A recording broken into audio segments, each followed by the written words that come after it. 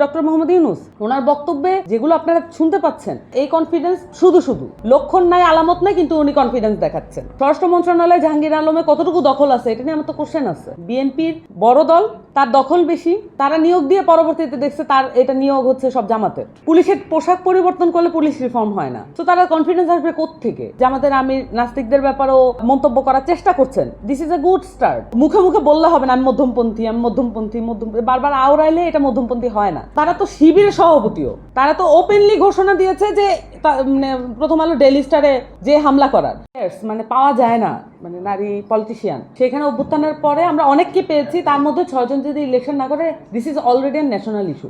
So this is আমার এটা জবাব দেওয়া উচিত না।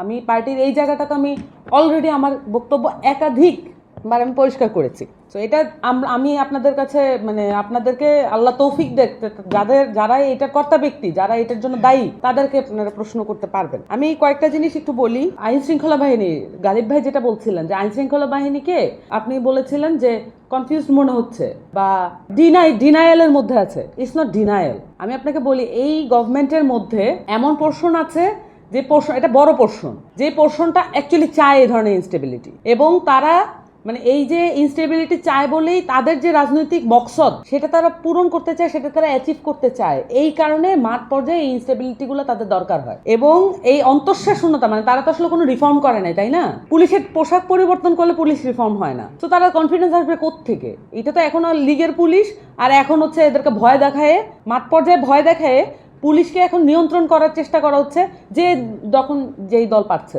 বিএনপির বড় দল, তার দখল বেশি, সে নিয়োগ দিছে বেশি, এই জন্য সে পারে। এখন তারা নিয়োগ দিয়ে পরবর্তীতে দেখছে তার এটা নিয়োগ হচ্ছে সব জামাতের। এটা তো তার ফল, এটা তার সাংগঠনিক ফল। এখন এই যে মানে একটা অন্তঃশ্বাস শূন্যতা থেকে যে জাহাঙ্গীর আলম সাহেব যে ধরনের মন্তব্য করেন, জাহাঙ্গীর আলমকে দোষ দিয়ে লাভ নাই। জাহাঙ্গীর আলমকে পরিচালনা কি বলতে হবে, এটা his just a face, his just a spokes person. স্বরাষ্ট্র মন্ত্রণালয়ে জাহাঙ্গীর আলমে কতটুকু দখল আছে এটা নিয়ে আমার তো কোশ্চেন আছে। কারণ সে তো আসলে মানে তাকে যা বলতে বলা হয়, অন্তঃশ্বাস শূন্যতা থেকে এই কনফিডেন্স আসতেছে। ইভেন ডক্টর মোহাম্মদ ইউনূস ওনার বক্তব্যে যেগুলো আপনারা শুনতে পাচ্ছেন, এগুলো হচ্ছে এই কনফিডেন্স শুধু মানে মাঠ পর্যায়ে এটার কোনো লক্ষণ নাই, আলামত নাই, কিন্তু উনি কনফিডেন্স দেখাচ্ছেন। আমি আর কয়েকটা জিনিস বলি। আমরা আসলে যেটা করতে পারি না, এই সম্প্রীতি যাত্রার প্ল্যাটফর্মেও যেটা করা উচিত, মানে আমার কাছে মনে হয় যে আমরা জাতিগতভাবে অনেকগুলো কোশ্চেন সলভ করতে পারিনি। আমরা ধর্মের ইস্যু সলভ করতে পারি নাই। আমরা ধর্মকে কিভাবে দেখি, অন্য ধর্মের মানুষকে কিভাবে দেখি, যারা ধর্ম পালন করে না। আমি আজকে শুনলাম যে আমাদের আমির নাস্তিকদের ব্যাপারেও মন্তব্য করার চেষ্টা করছেন। This is a good start, but এইটা আসলে মাঠ পর্যায়ে কি তার কর্মীরা শুনবেন? জীবনেও শুনবেন না এটা। কিন্তু আমি বলতেছি যে এই যে আলাপগুলো করা, যে বিভিন্ন ধর্মকে আমরা কিভাবে দেখব, নারী পুরুষকে আমরা কিভাবে দেখব, এবং সেই সাথে ধরেন সামাজিক এই যে সুন্নি এবং শিয়াদের মধ্যে পার্থক্য কি, সুন্নি এবং অন্যান্য যারা ধর্ম পালনকারী তাদের মধ্যে পার্থক্য কি, এই বিষয়গুলো কিন্তু আমরা ডিল করতে পারিনি, তাই না ভাই? তো আমরা এই প্রশ্নগুলোকে সামাজিক এবং কালচারাল ওয়ার্ডের মধ্যে, মানে এই কালচারাল ফিল্ডে আমরা কখনোই ডিল করতে পারিনি। এবং এই না পারাটাতে এমন না যে আমরা পরবর্তীতে করবো না, এটা আমাদের কাজ। মিডল গ্রাউন্ডে আমাদের পৌঁছাইতে হবে। প্রত্যেকের আলাপ একদম অপোজিট এক্সট্রিমে মিডল গ্রাউন্ডে পৌঁছাইতে হবে। আর মুখে মুখে বললে হবে না আমি মধ্যমপন্থী, বারবার আওড়াইলে এটা মধ্যমপন্থী হয় না। আপনার কাজ এবং অবস্থান দিয়ে মধ্যমপন্থী। আর দুটা জিনিস বলি। ছাত্র প্রতিনিধির, যেমন ধরেন যেদিন হাদি ভাইয়ের মৃত্যুর ঘোষণাটা আসলো, তারপরে ওটা ছাত্র প্রতিনিধি না ভাই, ওটা যিনি শাহবাগে ঘোষণা দিল যে প্রথম আলো এবং ডেইলি স্টারে হামলা করতে হবে, এটা একদম পরিষ্কার হাদি ভাইয়ের রাজনীতি ছিল।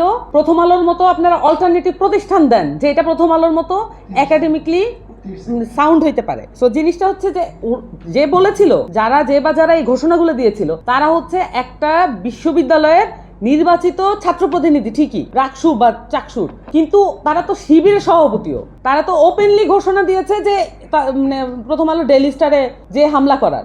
এবং আমি সেদিন ডেইলি স্টারে উপস্থিত ছিলাম, এবং আমি আপনাকে আমার অভিজ্ঞতাটা বলি। ডেইলি স্টারের ওইখানে মব ছিল, আইন শৃঙ্খলা বাহিনী ওয়াজ ডুইং নাথিং। তারা হাত জোর করে মবকে রিকোয়েস্ট করতেছিল যে আমাদেরকে একটু উদ্ধারটা করতে দেন। 3 জন মানুষকে উদ্ধার করার পরেই হুট করে আমি দেখলাম যে আইন শৃঙ্খলা বাহিনীর কেউ নাই, সেনাবাহিনী, পুলিশ কেউ নাই ওই ফিল্ডে, এবং সবাই আবার ঢুকে পড়তেছে। তারপরে আমরাও ঢুকেছি। কিন্তু আর নামার পরে কি হয়েছে আমি আপনাদেরকে বলি। যখন আমাকে দেখলো, এবং আমি হিজাব পরিহিতা নারী, এবং যারা ওখানে উদ্ধার কার্যে গিয়েছিল, মানে সিভিল সোসাইটির কয়েকজন, তারা এক ধরনের কমেন্টও কিন্তু আমাদেরকে করেছেন, ও আপনারাও আসছেন, আপনারা এখানে, আপনাদের লোকই তো ওইখানে, এরা কিন্তু কমেন্টও করেছেন। এবং একই জিনিস, একই ধরনের, এই যে আমরা যে গেলাম, এটা তো একটা মিডল গ্রাউন্ডের পরিস্থিতি তৈরি করা, এটা তো একটা সৌহার্দ্যের হাত বাড়িয়ে দেওয়া। কিন্তু একই জিনিস উদীচিতে গিয়েও আমরা ফেস করেছি। উদীচিতে আপনারা মানে দেখেছেন যে হামলা হয়েছে, আমরা একটু পৌঁছাতে দেরি হয়েছে, কিন্তু আমি ঢোকার সাথে সাথেই ওখানে বিপুল পরিমাণ স্লোগান শুরু হয়ে গেল। মানে এইটা তো সম্প্রীতি না, মানে আমরা তো অন্তত ব্রিজটা কানেক্ট করার চেষ্টা করতেছি, কিন্তু ব্রিজটা যদি কানেক্ট করতে না দেওয়া হয়, এইটা উদ্দেশ্য প্রণোদিত।